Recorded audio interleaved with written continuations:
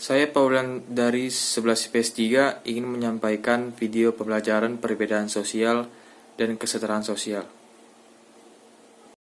Di dalam masyarakat memang ada perbedaan atau ketidaksamaan sosial. Ketidaksamaan sosial terdiri dari ketidaksamaan sosial horizontal dan ketidaksamaan sosial vertikal. Ketidaksamaan sosial horizontal adalah perbedaan antara individu atau kelompok yang tidak menunjukkan adanya tingkatan lebih tinggi atau lebih rendah, atau disebut juga diferensiasi sosial. Sementara itu, ketidaksamaan sosial vertikal adalah perbedaan antara individu atau kelompok yang menunjukkan adanya tingkatan lebih rendah atau lebih tinggi. Disebut juga stratifikasi sosial.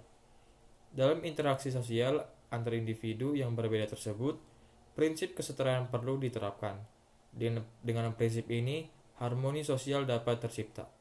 Diferensiasi sosial. Salah satu bentuk struktur sosial adalah diferensiasi sosial.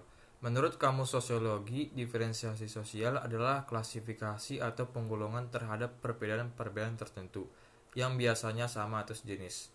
Pengertian sama di sini menunjuk pada klasifikasi masyarakat secara horizontal, mendatar atau sejajar.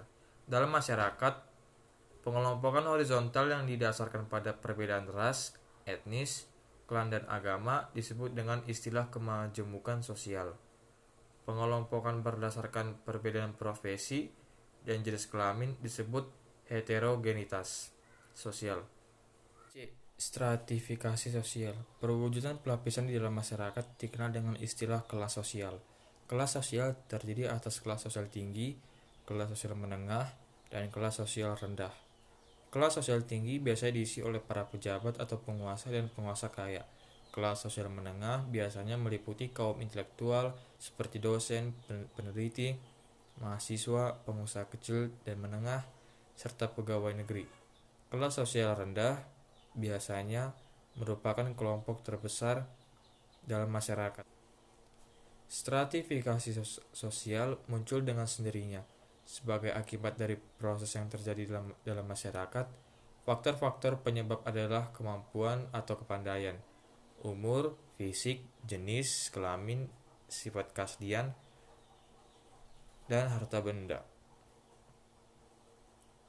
Dalam perkembangan selanjutnya, stratifikasi sosial sengaja dibentuk sebagai subsistem sosial untuk mewujudkan tujuan tertentu.